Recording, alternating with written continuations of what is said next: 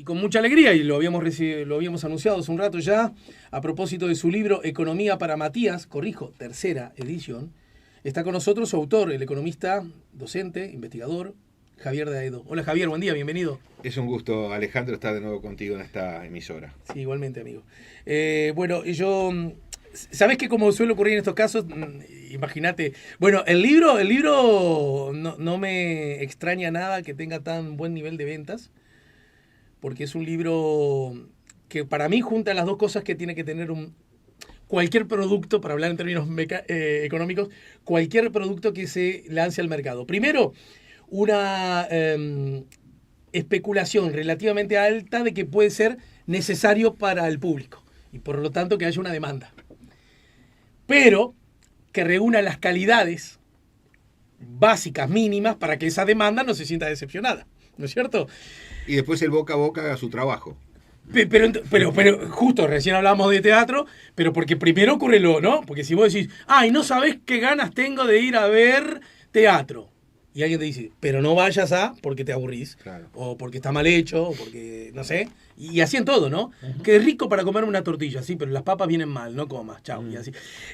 Yo creo que la economía para Matías tiene la virtud de que me parece que da cuenta de una necesidad que yo la veo cada vez más subrayada, de que el público, y en particular los jóvenes, se apoderen de los conceptos básicos de la economía, y lo segundo es, yo no soy crítico, pero sí soy lector, de lo bien hecho que está, de lo hermosamente planteado que está, de lo amable que resulta en la lectura, y como si fuera poco me pide ejercicios. Así que... Sí, la verdad que ha sido una satisfacción muy grande. ¿Cuál fue el génesis de esto, Javier? La génesis de esto fue una conversación en casa donde mi hija me dice, che, ¿y cuándo vas a escribir un libro?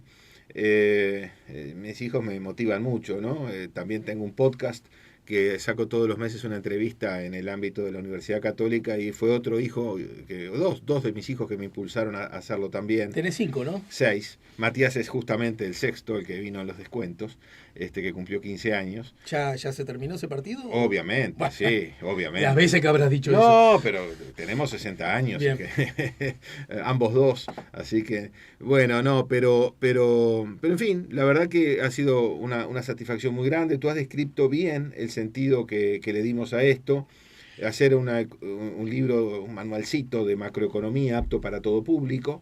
La dedicatoria dice para Matías, para todos los Matías y también para sus padres.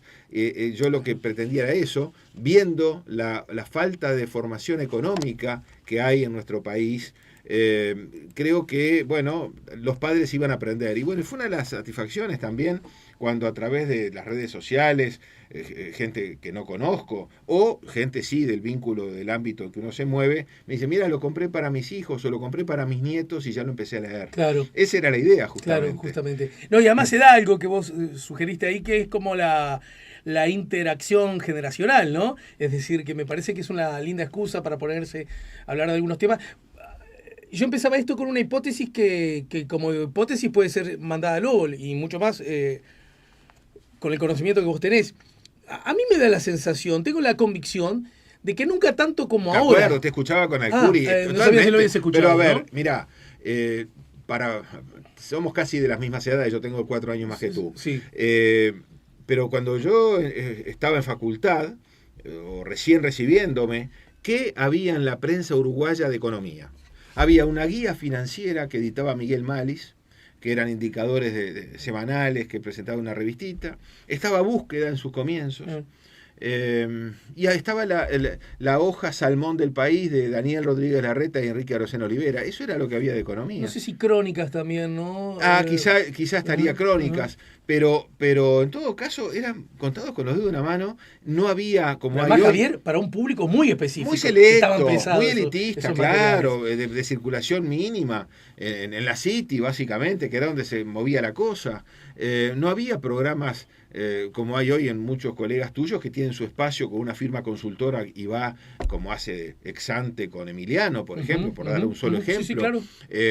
O ni que hablar tu colega Gabriela Mordé, que es columnista de este programa. Gabriela acá, y bueno, hay muchos en otros programas, y eso es casi una necesidad de quien tiene un programa como el tuyo, como tiene al psicólogo y tiene al politólogo, y en fin, y tiene también un economista. Entonces, y los canales de televisión, bueno, Laura Raffo se hizo popular con su espacio de economía en Canal 2, en Telemundo. Sí. Bárbara Mainzer está haciendo lo mismo también, lo hizo en BTV, creo que sigue ahora en Canal 4, en Telenoche.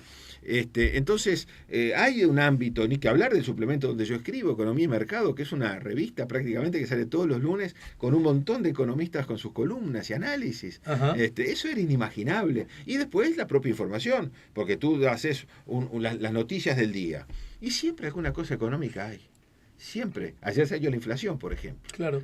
Está la rendición de cuentas ahora, ¿no? En el Parlamento. Juntemos, hagamos este ejercicio. Juntemos cosas que nos están pasando, porque además están contenidas como y definidas y explicadas en el libro.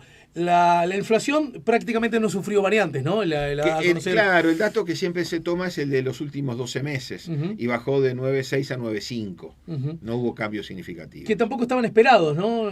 Bueno, la encuesta de expectativas para agosto daba 0,6 y fue 0,8. O sea que no fue tampoco un gran... A eso me refiero. Yo esperaba un poco menos, sí. ¿Un poco menos? Claro, me sorprendió que fuera 0,8. Yo esperaba un poco menos de 0,6 incluso, pero bueno, hubo un ajuste en la cuota mutual que tiene un peso importante. No hubo ajustes de combustibles. Ahora en septiembre tenemos una leve baja en la nafta de 3 pesos. Eso podría anticipar un... Bueno, eso puede jugar a favor, evidentemente. Pero bueno, también estuvo el aumento de salarios de julio en muchas ramas de actividad, que se anticiparon gatillos del año que viene, de julio de 2023, a solicitud de presidencia, digamos. Y eso puede haber influido en el traslado a precios de algunos aumentos de salarios en algunos sectores. En fin, es un tema que no está resuelto claramente, ¿no? Pero también es un fenómeno que está pasando en todo el mundo. Sí, a ver, pero vayamos por partes, porque vos le contás a Matías, a Matías le decís en tu libro que Uruguay tiene una tendencia a estar por encima de los niveles normales en el mundo. ¿Verdad?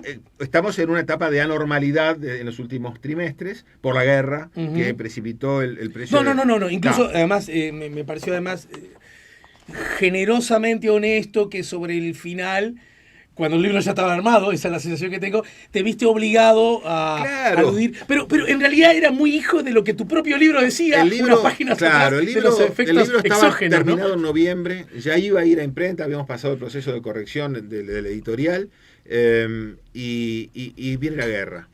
Y yo digo, bueno, le digo a Ubiría, ¿no?, de Penguin, le digo, mirá, yo quisiera poner un recuadro final.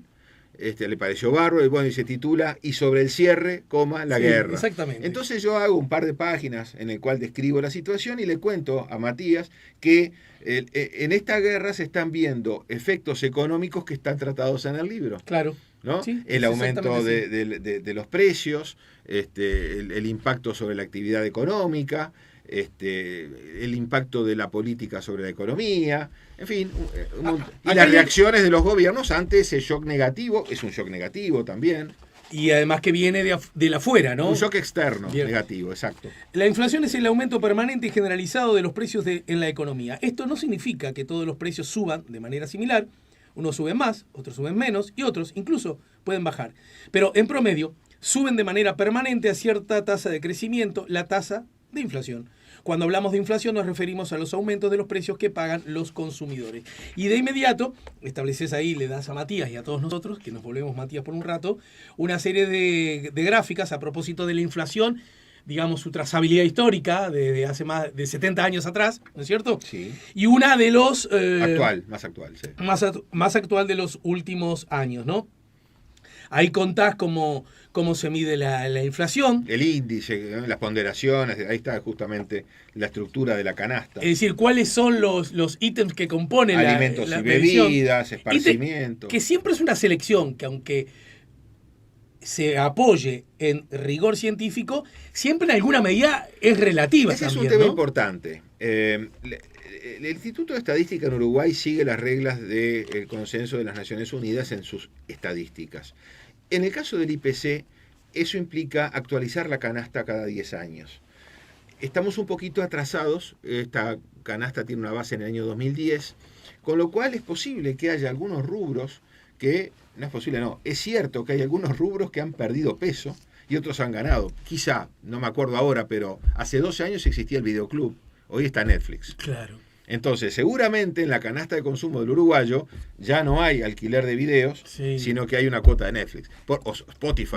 Y de esos 27 y de esos hay 1000 cosas. Sí, claro. Entonces, bueno, pero es cierto, hay que tener en cuenta que es como el termómetro y la fiebre. El termómetro es un indicador que mide la enfermedad, en todo caso. El IPC es un índice que mide la fiebre llamada inflación. Pero se puede truchar ese índice. Argentina lo hizo. Uh-huh. En los gobiernos kirchneristas de la década pasada, truchaban. Y ya no, ¿verdad? No, ya no. Porque además, en ese momento empezaron algunos colegas argentinos con criterio comercial a decir, bueno, pero si el IPC oficial no anda, hagamos uno nosotros. También generó un dato paralelo. Bueno, y ahora muchas consultoras tienen sus propios índices de precios. Lo pregunto porque hay cosas que a mí me parece que el Uruguay, acá me tenés que ayudar, Javier, incluso pensando en tu ex condición de gobernante, ¿no? Ex, total, sí. En los 90, ¿verdad? En un mundo precioso para ser analizado. Yo tengo gran estima por ese tiempo, quizás porque uno tiene estima por la época que era más joven, pero a mí me parece que se veían bien arriba de la mesa, miradas filosóficas, ideológicas, conceptuales, ¿verdad? Nada, siento que... Sin grieta. Sí, probablemente con menor grado de grieta, sí, probablemente. Ese es otro asunto lindo para, si nos da el tiempo para abordar.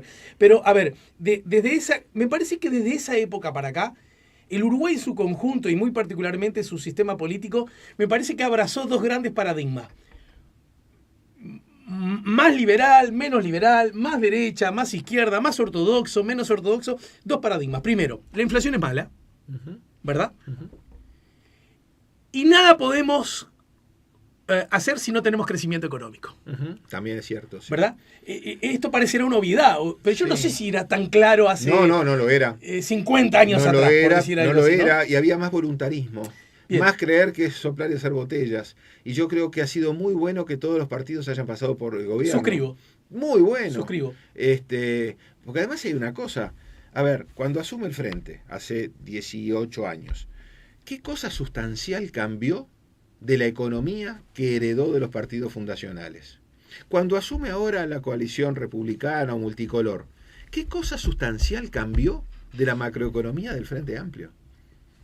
En definitiva, el Frente llegó al gobierno criticando la inversión extranjera, los organismos internacionales, y Vázquez tuvo el gran acierto de poner como ministro y jefe de la economía a Danilo Astori, y lo anunció en la puerta del Fondo Monetario en Washington, un día de julio del 2004. Y bueno, y al contrario, yo diría que la política de deuda externa o de deuda pública mejoró durante el gobierno del Frente, donde Azucena era la que manejaba el tema con Carlos Steneri, y la mantuvo, como mantuvo al Z en la DGI. Y ahora cuando ganan los blancos con los socios, dejan a Herman Camil, que venía trabajando en la oficina de deuda del Frente y sigue todavía manejando la deuda acá. Eso está bueno. Es una continuidad institucional. Yo coincido. Eso da fortalezas. En tu libro hablas muy claro, además del concepto macroeconomía. Me parece que sobre la macroeconomía el sistema político ya discute menos. Discute cuestiones marginales, exacto. No esenciales. Exacto. Pero diría a ver, nadie en Uruguay banca las tonterías que hacen los kirchneristas en el gobierno. El control de precios, control de cambio, impuestos a la exportación, cupos a la importación, control al movimiento de capitales, una locura. Una precisión, pero solo para hacer un poco más entretenida esta charla y que no sea todo para pelearte un poco. Decís de los kirchneristas, yo no estoy tan seguro, porque si fuera exactamente como lo decís, el problema hubiera nacido con Kirchner, y hubiera terminado cuando terminaron los Kirchner. Estoy de acuerdo contigo. En realidad es un proceso un poquito más... Estoy de acuerdo, porque Macri, que asume tratando de desfacer los entuertos heredados, termina rearmando los entuertos antes de irse. Con algunos índices empeorados, ¿verdad? Bueno, pero a ver, había brecha cambiaria con el blue cuando asume Macri. La termina y antes de irse vuelve.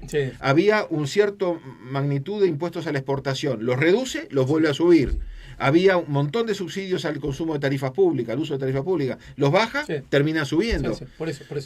Entonces es más bien el síndrome del peronismo que atraviesa transversalmente a todos los argentinos. Y permitime, Javier, claro que viéndolo con los datos de ahora, aquello parece risa. Y además empeorando índices de carácter social. Mayor inflación, mayor pobreza y el Fondo Monetario ingresando a la cancha de nuevo. Sí, pero el Fondo Monetario está muy devaluado. Fíjense ahora. Hay que pagarle, ¿no? Bueno, ¿y cómo no lo vas a pagar si le pediste prestado? Bueno, eso es obvio. Al almacenero también. No, pero Javier, pero eso fue con el gobierno de los Macri. Claro, pero esa deuda que asumió el gobierno de Macri fue para, a su vez, para pagar otra deuda que vencía en ese momento. Es un rolling over general. Yo a veces veo en las redes sociales... Mi única puntualización es que resulta, para mi gusto, un poco exagerado adjudicárselo a la letra K el asunto. Total, creo que es un poquito más. Lo que pasa es que en el caso de la K no son ni demócratas ni republicanos. Y le dieron la espalda al mundo, por lo menos al mundo más razonable. Salvo la política exterior, tiene a Nicaragua, a Venezuela, a Cuba y cosas por el estilo. En cambio, Macri tuvo al G20 en Buenos Aires. Sí. Una apertura al mundo real. Estamos hablando de economía. No, y además perdió una elección y la entregó, yo qué sé, eso, que no son demócratas. No, lo que hizo... ¿no? Bueno, yo qué sé, ¿qué es no ser demócrata? No ser demócrata, es no ser republicano. Es ¿de qué estamos hablando, Javier? Bueno, pero es pretender hacer una ley mordaza como la que tiene Maduro en Venezuela, que los funcionarios del gobierno argentino están manejando hacer. Y vos en Argentina, si esa ley saliera, no podrías opinar del gobierno. No, pero a mí esa referencia no van conmigo porque yo soy demócrata, claro, liberal, republicano. No, te pongo un ejemplo. Eso. Lo que a mí me parece que a veces no es del todo justo adjudicar algunas legítimas debilidades que uno puede ver en un sector o en unas personas, porque la cosa sería tan fácil claro, como sacar a las personas y se acabó el problema. El problema es de otra magnitud. Sí, es de otra magnitud. Hay cosas que sí son adjudicables al kirchnerismo, sin duda, y hay otras que atraviesan transversalmente a todo el sistema político argentino. Volvamos a economía para Matías, porque acá hay un asunto que me parece interesante, solo para jugarlo, para generar vasos comunicantes con la inflación. La inflación es algo malo, es cierto, era uno de los paradigmas que todo el mundo abraza, ¿no es cierto? A nadie se le ocurre decir que la inflación es bueno, hagamos cosas para que aumente la inflación. Sin embargo, no necesariamente para todo el mundo la inflación es mala noticia. A ver, la inflación, sí. La inflación es mala, pero como todo, quizás 0 no es mejor que 1. Por algo, los bancos centrales de los países que han logrado en tiempos normales abatir la inflación, no tenía una meta de inflación 0. Claro. De hecho, la inflación de largo plazo como meta en Estados Unidos es 2%. En Brasil es 3%, en China es 3%, en México es 3%. O sea, aquí en Uruguay es un poco más alta y aún así no la cumplimos, hace añares, hace 15, 20 años. Pero, de todos modos, no es necesariamente lo mejor 0 que 1, que 2 o que 3. ¿Tá? Pero en definitiva, una inflación como la que hay hoy en el mundo es una inflación que nadie quiere y se precipitó por la guerra, pero dado que antes se había inundado de dinero por la pandemia, por facilitar monetariamente el funcionamiento de la economía, claro, se había inundado, o sea, se había volcado combustible y cuando estaban los bomberos por sacarlo y poner arena y bombearlo, alguien prendió un fósforo, que fue la guerra. Y entonces todavía había mucho combustible derramado y se incendió todo. Y hoy tenemos Europa con inflación del 9, Estados Unidos con 8, y un proceso de subida de tasas que recién empieza y que hay que ver dónde termina. Algunos son más optimistas y dicen, bueno, capaz que ya para fin de año termina. Para que lo entiendan los Matías, por más jóvenes, y los tíos abuelos míos, ¿verdad? Que ya no existen tíos abuelos, no tengo. Pero, a ver, si suben las tasas, significa que el sistema financiero le está diciendo al público, a los que tienen dinero, quizás conviene que yo les guarde el dinero. Ahorren. Por lo tanto, sale del mercado. Claro, gasten menos, baja la demanda y hay menos presión sobre los precios. Ahí va. Si hay menos plata, hay menos presión sobre los precios. ¿Sería una herramienta para contener el proceso inflacionario? Sería una herramienta para contener y aminorar el proceso inflacionario. Ahora bien, nosotros, Uruguay, países como los nuestros, Uruguay, que para que su crecimiento, que era el otro axioma que ya todo el mundo abraza, el crecimiento de una economía, seguramente, además vos lo explicás, se produce, necesitas de más de un actor para que eso. Una de las formas es la inversión, ¿no es cierto? Claro, hay básicamente 3 motores del crecimiento de la economía. La exportación, o sea, el consumo de lo que tú producís fuera de fronteras, la inversión y el consumo de los hogares y de las familias, el consumo doméstico. Con la pandemia, el consumo doméstico se planchó porque bajó el ingreso de los hogares. Muchas personas perdieron parte de su ingreso cuando fueron al seguro de paro y quienes no tenían seguro de paro lo perdieron. Y me permito agregar algo, Javier. Viene también un instinto de conservación. Sí, apretarse el cinturón. Sí, esto cuánto va a durar. Totalmente. Aquella familia que pronto no sintió... Sobreajusta. Y dice, epa. Sobreajusta. ¿No? Totalmente. Eso pasó y eso aumentó la crisis y por eso los gobiernos, en función de la espalda que tenía cada uno, dieron, ¿no? Dinero de algún modo, asignaciones familiares o un cheque. Al nuestro se le reprocha que no tanto, quizás. Bueno, ¿no? quizá no tanto porque la herencia, yo siempre le digo, el otro día hablaba con Olés que le decía, mira Daniel, a ustedes les critican la herencia fiscal, pero ustedes ¿por qué no defienden la herencia de salud y políticas sociales? Porque casualmente el gobierno uruguayo actual, cuando entra y en los 13 días llega la pandemia, está limitado fiscalmente por la herencia. Pero sin embargo, despliega... pero tiene herramientas, Pero tiene herramientas en materia de salud y políticas sociales. Tenía un seguro de desempleo como pocos países tienen. Sí, sí. Arraigado en el Uruguay. Tampoco lo inventó el Frente. No es quien lo inventó. Esto viene de tiempo inmemorial. Javier, esta charla es aburrida porque vos y yo, probablemente en algunas cosas muy cerca y probablemente en otras no tanto, somos hijos de la República. Entonces... ¿Te acordás de aquella frase que no sé qué tanto te ha gustado, Silvio Rodríguez, a lo largo de tu vida? A mí me ha gustado mucho.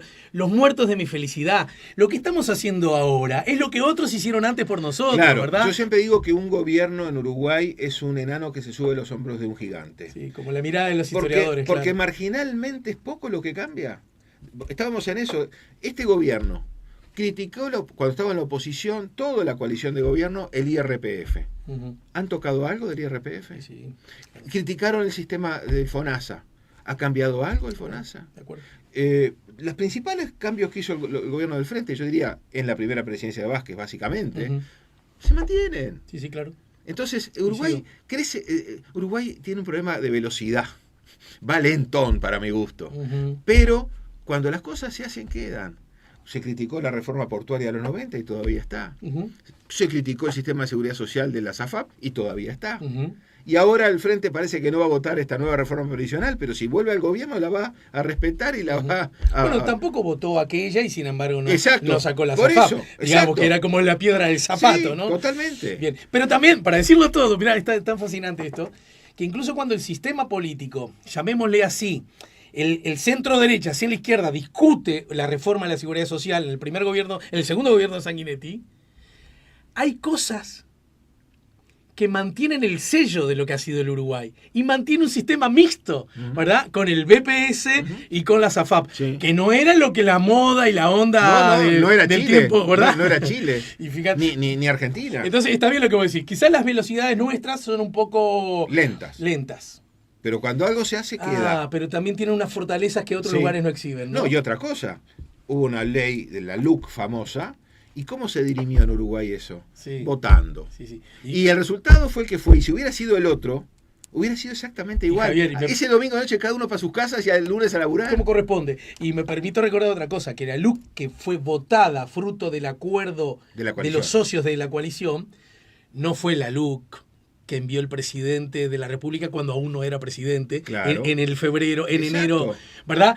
Sufrió una y la mayoría de los artículos el Frente los acompañó también. Pero quiero decir, propia una negociación hacia adentro que había que hacer. Así es la democracia. Así es la política. Así es la política. Justamente. Pero volviendo al tema de la inflación, que me parece un asunto... volviendo al tema de la inflación y juntándolo con el crecimiento. Yo quiero aprender, yo quiero ser un Matías un poco crecidito. Un poquito grande, sí, me parece. Bueno, tuve la generosidad que vos y tu esposa me adoptaron. En ese sentido te pregunto, que de alguna manera se aumentan las tasas de interés, por lo tanto, como herramienta, como fórmula para sacar dinero de circulación y que por lo tanto... aplacar la inflación en alguna medida. Aplacar la demanda y de ese modo, la ¿verdad? Inflación. Para nosotros, país que requiere de las inversiones, no luce como una buena noticia, ¿no?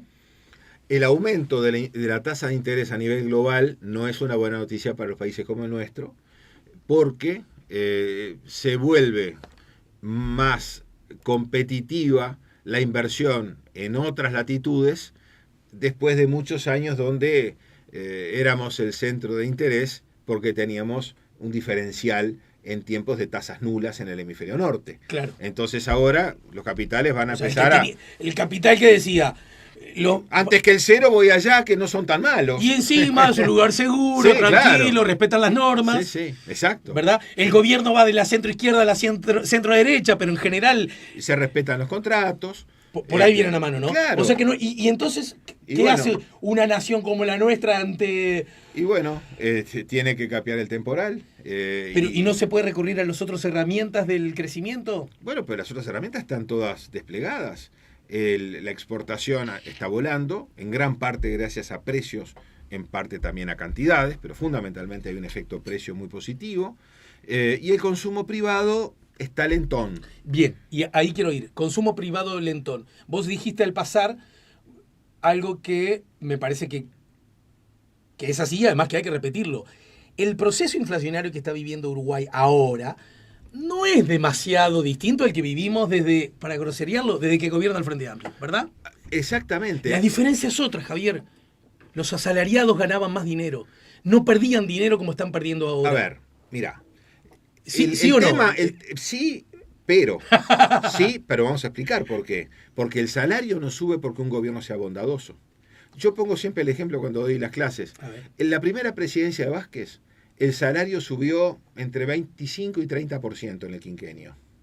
En la segunda presidencia de Vázquez subió alrededor de 5 o 7%. ¿Se volvió malo Vázquez en su segunda presidencia? No, is the economy stupid, ¿no? Como le dijo James Carlyle a Bill Clinton, ¿no? Es la economía, estúpido. Sí. No te digo estúpido a ti. No. Lo que quiero decir es que en el primer gobierno de Vázquez la economía voló en un contexto de rebote post-crisis, de transición política ejemplar, entre partidos distintos y coaliciones distintas, y boom de commodities. Entonces boom de commodities tenemos ahora también, ¿eh? Bueno, no. Se está vendiendo todo y hay precios. Pero en aquel momento fueron 10 años consecutivos. Sí. Ahora llevamos un año largo, 2 años. Javi, escribilo, lo firmo abajo, pero me parece... No, pero pará. Vázquez no se volvió malo en su segunda presidencia. No se volvió avaro con los trabajadores. No era otro Vázquez. Era que la economía en el segundo periodo de Vázquez, ¿sabes cuánto creció? 4% en 5 años. El salario subió un 7%, y ¿sabes una cosa? Como subió más el salario que la actividad económica, se perdieron 52.000 puestos de trabajo. Y esos 52.000 uruguayos perdieron el 100% del salario real. Bueno, esa es otra. Para que se eso la gente no ve eso en general. No, el salario real bajó un 2%. Sí, bajó un 2% de los que tienen laburo. Pero los que perdieron el laburo, perdieron el 100%. Me quedo acá en este último escalón. Porque eso es una cosa que esa sí la escucho hace menos, pero debe ser fruto de mi ignorancia, ¿eh? Yo con gente como vos lo que quiero es aprender. No tener razón. Aprender. ¿No es un poco exagerado decir que la desocupación de muchos de nuestros compatriotas se debe a que algunos de nuestros compatriotas ganan un poquito más? En Uruguay, donde los salarios son más bien bajos, no loco. Es así porque las reglas de la economía funcionan no de es ese generar modo. lío entre pobres. Es por culpa de aquel que tiene sindicato y consiguió mejor salario. No es por culpa, porque en definitiva la economía funciona así. Yo me acuerdo, y es otra de las diapositivas que muestran en los cursos, cuando todos los años la ley de presupuesto, la ley de rendición de cuentas, el Ministerio de Economía manda al Parlamento con el articulado unos cuadros con el escenario macroeconómico. Y entonces, cuando uno ve las proyecciones para los años por venir, siempre suma la variación de ocupados y la variación de salarios, suma la variación del producto.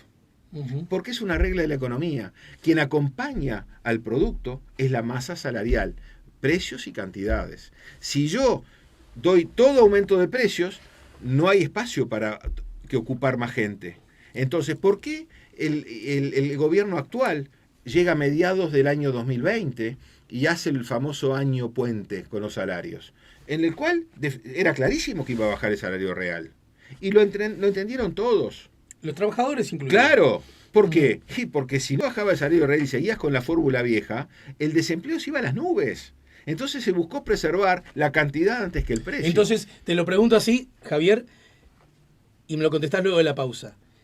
Si entonces esa es una razón, que los asalariados hayan perdido salario, como está inequívocamente ocurriendo desde hace... Sí, pasó en el sector público en 2020, 2021 y 2022 yo diría que van a empatar. y en el sector privado empezó en 2019 la pérdida de salario real. Bien, si entonces el grueso de los asalariados ha perdido salario, Sí. esto, atándome a la razón anterior, debería suponer que los que no tenían trabajo ahora sí lo tienen. Lo vemos luego en la pausa. ¿Sí? Está con nosotros el autor de Economía para Matías, Javier de Aedo. Preguntas, comentarios, opiniones, último tramo, llegan a través del WhatsApp 099-894-987 y también a través del chat en nuestro canal YouTube, La Mañana en Camino. Si todavía no te suscribiste al canal, te pedimos que lo hagas, a vos Javier también te lo pido, y además, si nos estás viendo, marca con el dedito para arriba, me gusta. Ya venimos. Estamos poniendo La Mañana en Camino y como ven, escuchan, está Luciano Pavarotti con nosotros a 15 años de su muerte. Estamos con Javier de Aedo. Ya vamos a hablar de una curiosidad que tiene este libro a propósito de cómo llegar a él o cómo el libro llega a vos. Ya se los cuento. Pero antes, Javier, ¿cuándo cumplís años? El Día de los Inocentes. Bien. El 28 de diciembre, ¿qué quisieras vos de regalo? Ya que hoy estamos escuchando a Roger Waters y a Luciano Pavarotti jugando un disco, jugando también con el tema del disco, un disco de Pavarotti. De Pavarotti, sin duda. ¿Sí? Sí. Sí, bien. Pero Pavarotti tuvo junto con Domingo y Carreras, tuvo la gran virtud de hacer popular la música clásica y de llenar estadios con gente que no era partidaria de esa música. Es lo que acabo de descubrir. ¿Algo parecido a esto? Bueno, sí, claro. Es una forma de contribuir, sí, a hacer más popular un tema que normalmente no es tan accesible. Yo capaz que nunca me hubiera puesto a comprar DVDs en aquella época, videos, VHS de Pavarotti, Domingo y Carreras, y cada final del Mundial ver en las termas de Caracalla, por ejemplo, que tengo el recuerdo espectacular de ese concierto, con Zubin Mehta dirigiendo la orquesta sinfónica. Uh-huh. Yo capaz que nunca me hubiera acercado a esa música si no fuera por ellos. Bien, 28 de diciembre entonces. La Navidad demasiado cerca como para que los regalos fueran de un desastre. Un ya desastre. De chico era así. Una buena fecha. Primero, ¿no? Eran vacaciones, o sea que no había cumpleaños con los amigos en el colegio. Sí, y encima, entre Navidad y Reyes, bueno, creo que mi madre hacía ¿A qué escuela y liceo fuiste vos? Economías de escala. Yo fui al Christian en primaria y secundaria y fui al seminario en preparatorios. Ajá. ¿Y hiciste rugby en el Christian? No, yo no era de los de rugby. No eras de los buenos. No. Deportivamente que no era. No me interesaba. Fue un deporte que jamás me interesó. Uh-huh. Siempre fui más del fútbol. Lo que sí jugué alguna vez con alguno de esos curas irlandeses que traía era el softball, que era un béisbol más liviano. Me gustaba eso, sí. Bueno, hay un dato interesante a propósito de Economía para Matías. Ya les conté que está en la 3ª edición y esto en sí mismo implica un dato, implica una buena noticia, más no es la distribución a través de las librerías la única forma que Economía para Matías está llegando a la gente. Claro, ¿no? Ahí lo que hicimos, yo tuve el gran apoyo de Isabel Chakirian, que es la decana de la Facultad de Ciencias Empresariales de la Universidad Católica, y ella tuvo la idea de que contratáramos a Mauricio Rabuffetti, que es un periodista brillante, analista político y editor. Y él fue quien me acompañó en la edición de este libro previo a la entrada en imprenta. Y él a su vez fue quien me recomendó que lo hiciéramos con Penguin. O sea que fue toda una cadena que fue sumando a partir de cada paso. Y con Isabel lo que pensamos fue, ya que vamos a hacer algo así, que podamos llegar también a quienes no van a comprarlo en la librería. Porque hay muchos compatriotas que no pueden comprar el libro en su librería. En su restricción presupuestal, que es una de las definiciones iniciales del libro, no está un presupuesto para libros, quizás, ¿verdad? Exacto. Porque el bolsillo está complicado. Entonces dijimos, bueno, vamos a buscar un modelo alternativo de distribución. Y busquemos un sponsor que nos compre una edición de libros, nos dé la mayor parte de esa edición para que nosotros podamos entregarlo en distintos ámbitos. Y bueno, de hecho el sponsor inicial que conseguimos fue AFAPSURA. Ahora estamos buscando un segundo sponsor porque ya se nos van a acabar estos 1000 libros iniciales. ¿Y qué hicimos? Bueno, este sponsor nos dijo, mire, quiero ir a 6 departamentos del interior: San José, Paysandú, Salto, que ya los hice, Rivera y Tacuarembó, que va a ser en octubre, y Maldonado en noviembre, aparte de algunas reuniones puntuales en Montevideo. Entonces yo voy a esos departamentos, a la capital, en todos los casos. De mañana hacemos un evento con liciales, sus profesores, les entregamos libros para la biblioteca del liceo, para algunos docentes y algunos estudiantes, y de tarde tenemos la reunión que hace el sponsor con sus clientes, en el cual también presentamos el libro para ese otro público. Muy bien. Entonces, eso es lo que estamos haciendo. Y te voy a dar una primicia que me enteré ayer. Yo hice una gestión con la ANEP hace un mes, en la cual yo le planteé donar un ejemplar del libro para cada liceo público y para cada UTU del Uruguay.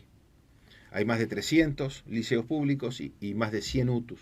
Ayer salió la resolución favorable aceptando la donación, así que en los próximos días, apenas ellos me indiquen cómo hacerlo, les voy a hacer llegar esos más de 400 ejemplares para que en todos los liceos públicos del Uruguay y en todas las UTU, en las bibliotecas respectivas, tengan un libro para quienes quieran leerlo. Bien. Es uno de los objetivos que me propuse con este sponsor, digamos, tener libros para eso. Menciona el sponsor otra vez, para que el sponsor vea justificada esa inversión. No, fue Fapsura en ese caso. Ahora estoy buscando, tengo algún otro candidato al cual estamos tratando de ver para ver si tenemos otra edición y podemos cubrir el resto del país. Pídale, Javier, si no quiere anunciar en la mañana en camino también.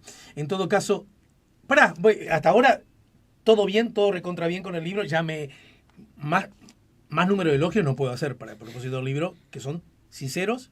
Sí, mira, varios colegas como tú, que hice una ronda de entrevistas muy grande, me dijeron algo parecido a lo que tú me has dicho. Ojalá yo hubiera tenido un libro así cuando empecé en periodismo. Sin duda alguna. Pero en todo caso, déjame igual hacer mi trabajo.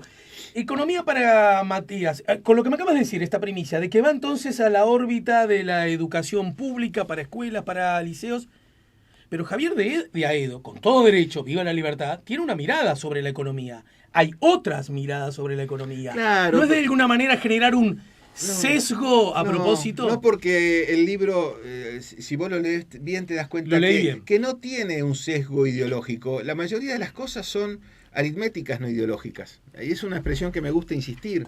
El déficit fiscal o la inflación, que tú decías con muy buen criterio, que es un paradigma que ha cambiado. Antes había distintas visiones, hoy todo el mundo en Uruguay por lo menos coincide en que no hay dos visiones. La inflación alta es mala, la inflación más baja es mejor.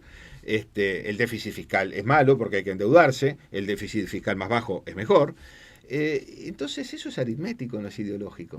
Felipe González lo dijo, los déficits no son de izquierda ni de derecha, son déficits. Es verdad. Entonces, por ahí va el libro. Sí, explicar el IPC, que el 22% de la canasta son alimentos y bebidas, explicar la composición de la deuda pública, que ahora es por suerte ya es mucho menos en dólares y mucho más en pesos. Claro. Entonces cuando... Bueno, es otro, creo que se desprende de tu propio libro, que es otro de los méritos que ha tenido el gobierno anterior, ¿verdad? La continuidad, justamente. Claro, eso coincidió en el gobierno anterior, cuando después de la crisis del 2002 y en un contexto global de tasas muy bajas después del atentado en las Torres Gemelas, vienen los capitales para estas zonas y empieza a abrirse la puerta o la ventana de emitir deuda global en moneda nacional. Cosa que no hacíamos antes.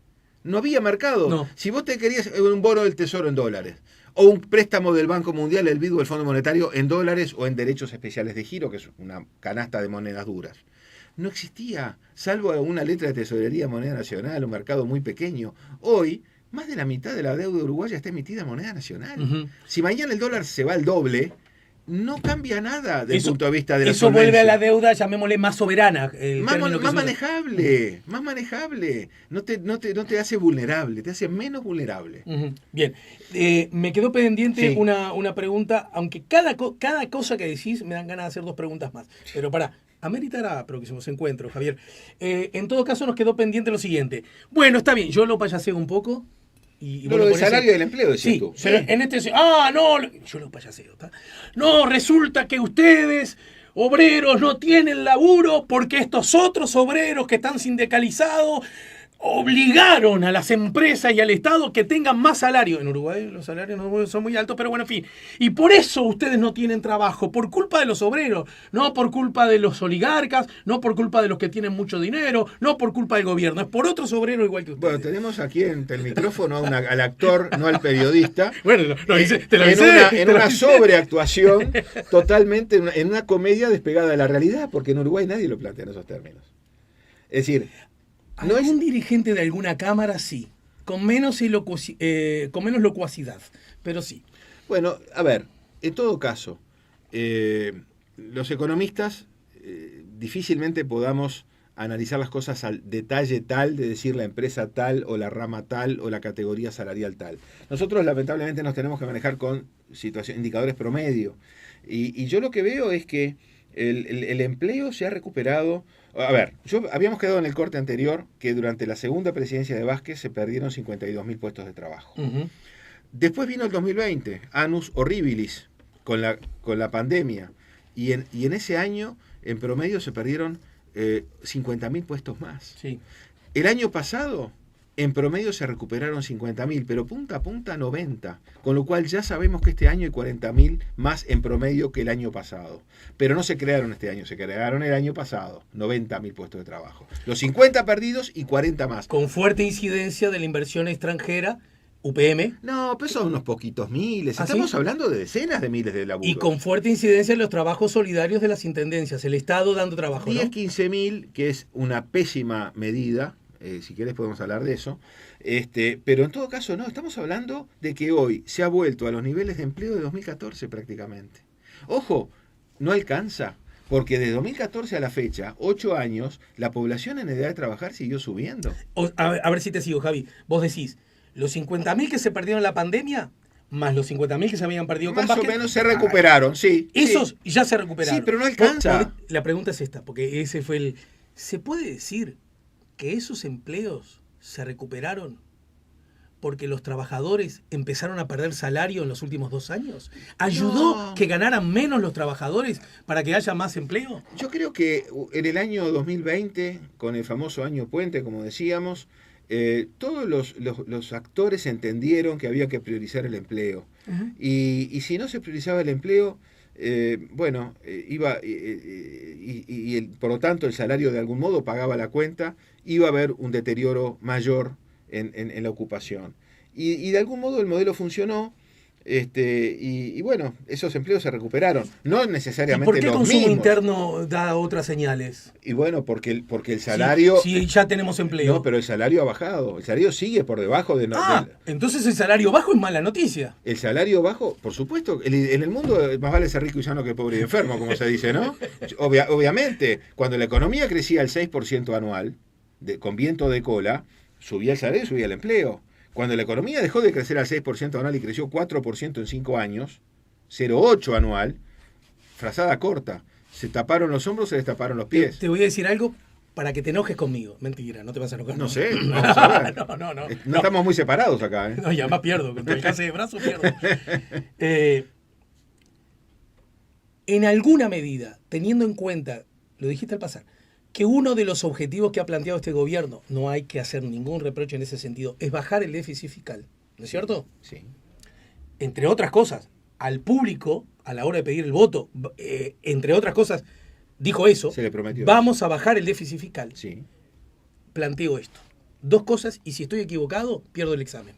Primero, ningún gobernante va a decir que es bueno que lo acabaste de señalar, que los trabajadores ganen menos dinero. Totalmente, claro. Pero escúchame, si resulta que los empleados públicos ganan menos y por ende eso presiona a la baja las pasividades, yo que soy el Estado, tengo que pagar menos dinero entonces. Eso es cierto, eso es aritméticamente correcto. Por lo tanto, haciendo aritmética, ¿no? Lo que señalabas hoy. Por lo tanto, yo que prometí bajar el déficit fiscal, esa no es una mala noticia. Bueno, pero, ¿sí o no? Pero es una mala noticia que bajen los salarios y las jubilaciones, porque si bien nadie promete que va a subir salarios y jubilaciones, está implícito que nadie quiere que bajen. Bueno, pero es que bajar, lo que yo trato de decir es, bajar salarios y jubilaciones termina siendo para el gobierno, paradójicamente si querés, una buena noticia. Bueno, porque le permite... es una forma un tanto sui generis de verla, porque en definitiva... Bueno, pero a ver, ningún gobierno quiere que... a ver, ¿vos te pensás que a Vázquez le hubiera gustado dar solamente un 7% en 5 años cuando había dado 30 en los primeros 5? Pues 7% ya quisieran tener los trabajadores de ahora, bueno, ¿no? Pero justamente, pero no tuvo la pandemia.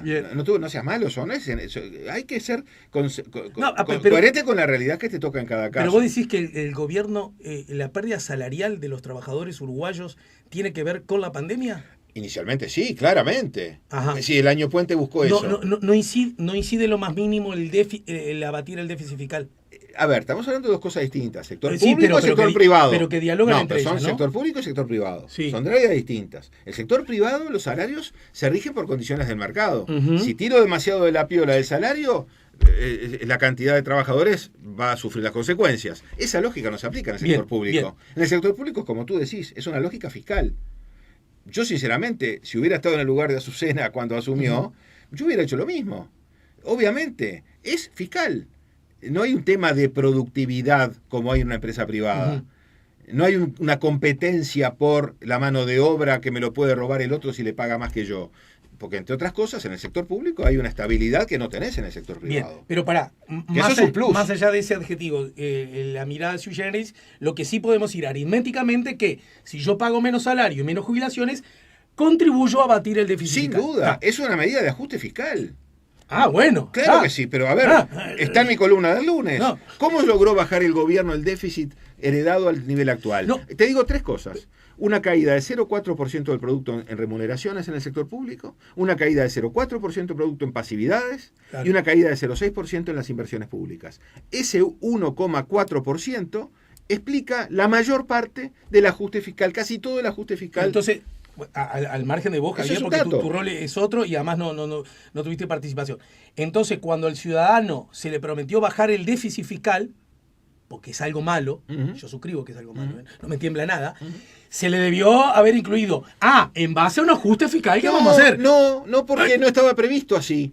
Porque vino la pandemia que te obligó a generar un espacio fiscal para dar los recursos para enfrentar la situación sanitaria y social. Eso no estaba en la campaña electoral. Bien. Recursos que yo me imagino que si el gobierno al asumir hacía un programa a 5 años, obviamente no había una pandemia en el año 1, y se esperaba un crecimiento, digamos, vamos a crecer al 2 y pico % anual. Y con un crecimiento al 2 y pico % anual, no iba a bajar nunca el salario real. Y el otro aspecto que acá necesito como profesor que me eches de clase, o no, o que me premies, ¿está? La veo difícil. ¿Cuál? La segunda. Pero dale, a ver. Pero mirá que sobró.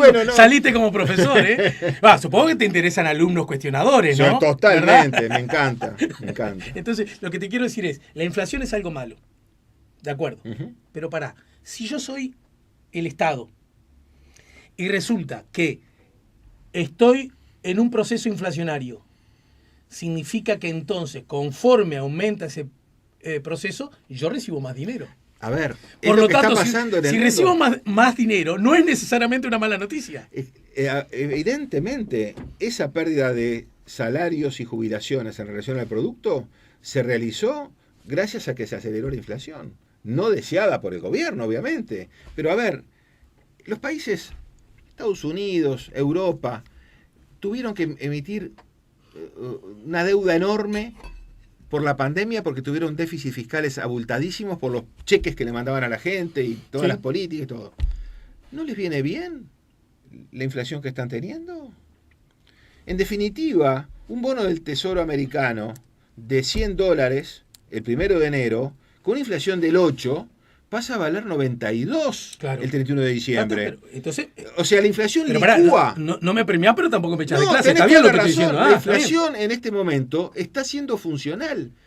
Más que un objetivo, está siendo un instrumento en el mundo. Entonces, en el mundo. Como síntesis de este asunto, el gobierno del Uruguay está recibiendo como insumos para llegar a su objetivo dos cosas. Uno, que los trabajadores tengan menos salario. Dos, que haya inflación. Bueno, uno es consecuencia de la otra. En el fondo es el mismo fenómeno. Bueno. Es el mismo fenómeno. La inflación es el que te hace bajar el salario real. ¿La inflación? No, pero pará. Me siento horrible diciéndote... A ver, la inflación acompaña, por ejemplo, al IVA en los ingresos. Sí. Y tenés los salarios. Si vos pensabas que ibas a crecer, la inflación iba a ser 7, los salarios suben 7 y la inflación iba a ser 7. Resulta que la inflación termina siendo 9. Con lo cual, el IVA me subió 9 y los salarios subieron el 7 que tenía previsto. Con lo cual, el salario perdió 2. Sí, entonces, claro. Sí, no, está bien. Ese es el ajuste fiscal. Pero pará, acá estamos asociando la inflación como el fenómeno exógeno del que habla tu libro. ¿Cómo exógeno? Quiero decir, la inflación se debe a la guerra. No en Uruguay. Era anterior, ¿verdad? Claro. No, pero yo escucho a los gobernantes muy seguido decir, ¿qué querés? Algo como, ¿qué querés? No vino, A ver, no vino la pandemia y después no vino la inflación. Y algún periodista también lo escuchó. No, en el mundo sí, claramente. No, pero a ver, en Estados Unidos, antes de la guerra, la inflación era 1, ahora es 8. En Europa, antes de la guerra, la inflación era 1, ahora es 9. Sí, claro. ¿Está? Chile, Brasil, México. En Brasil, en abril del año pasado era 2, ahora, o 3, ahora es 10, 12 fue. En julio bajó a 10. Entonces, en Uruguay era 8, había bajado al 7 y con la guerra se fue al 9, subió 2 puntos. Uh-huh. ¿Cuál fue la razón? Y ahora te voy a tirar un tema con el cual ya no hay tiempo. No, pero la seguimos. Pero, ¿qué fue lo que pasó en Uruguay, que no pasó en los otros países, que hizo que con la guerra no se acelerara tanto la inflación? La baja del dólar. La baja del dólar le pega al tercio de la canasta del consumidor, que son bienes exportables como la carne o el trigo, y bienes importados como los electrodomésticos y los telefonitos, y algunos alimentos. Si bajo el dólar, me baja el precio de esas cosas. Porque muchos de esos precios incluso están en dólares. ¡Qué divino tema me sacaste! Y bueno, con lo pero en lo descuento, así que chao. Javi, hoy no. Con lo que se demuestra entonces, que igual que en casi todas las cosas de la vida, que el dólar, cuando el dólar baja, no siempre ni para todos es una mala noticia. No, siempre hay ganadores y perdedores en todas las movidas económicas que te imagines. Y decime, yo como hijo de esta república, yo lo que quiero es que todos los productores vendan todo lo que producen y al mejor precio posible. ¿Estamos claros? Sí, claro. Eso, hoy día, es lo que está ocurriendo. Sí. No todos. Porque eso es un equívoco que hay. Hay veces que la gente cree que todos los productores lo único que producen es soja. Y no necesariamente es así. Para el sojero, el dólar a 30 quizás sería razonable y podría ganar plata igual. Aunque también hay otros efectos de segunda vuelta, ¿no? Sí. ¿Cuánto están valiendo los fertilizantes, por ejemplo? Claro. Y la maquinaria y toda esa historia. Pero bueno, digamos que sí. Pero hay otros productores que no hacen soja. Hay industrias en Uruguay que exportan productos manufacturados a Argentina, a Brasil. Hay una... No, yo me refiero al Uruguay agroexportador. No, bueno, pero también están esos otros. Y están los productores que compiten con producción importada, que con un dólar barato se les hace imposible competir con ellos. Pero de todas maneras podríamos encontrar casi un equilibrio de que, está bien, el dólar está más bien bajo. Bajo, y por eso estamos muy caros. Y esa es una mala noticia. Pero, ¿sabes con qué se compensa? Con que estás vendiendo a precios internacionales buenos. Algunos. Y estás... De vuelta, el frigorífico sí, que agrega valor, que agarra el novillo y vende carne. Lo dije en el arranque. Pero cada vez es más caro agregar valor en Uruguay. Sí. ¿Ese frigorífico tiene que competir en Brasil o con los frigoríficos brasileños en otro mercado? Pero pará. Cada vez es más costoso agregar valor. Tan mal no debe ser que estamos comiendo carne brasilera porque todo el Uruguay ya se va. Y bueno, sí, justamente. O sea que le está yendo bien, no que le está yendo mal. Bueno, pero de algún modo tenés que estar importando esa carne más barata para compensar la salida de la carne, que esa es otra cosa importante. Uruguay es de puertas abiertas. Así como se puede exportar... En algún punto no está mal, eso me lo decían oyentes. No, así como... Que yo tenga que comer carne brasilera. ¿Y por qué va a estar mal? Y porque yo quiero comer carne uruguaya. Y anda a comprarla. Hay carne uruguaya. Pero más cara. Y es más cara. Porque Uruguay accede por su calidad de su carne y su trazabilidad y la tecnología, porque no es solamente que las vacas comen pasto y los toros se divierten con ellas, y ellas con los toros, no es así solamente, ¿tá? Hay toda una tecnología, ¿tá? Porque hay algunos que creen, bueno, el agro no agrega valor, ¿no? Y no voy a dar nombres, pero hay algún colega que dice todavía, no, el agro no agrega valor. ¿Cómo que no agrega valor? Agrega un valor espectacular el agro, ¿tá? Entonces, bueno... Eso tiene un valor y accede a mercados que otros no acceden. La carne brasileña es buenísima, la carne paraguaya es buenísima.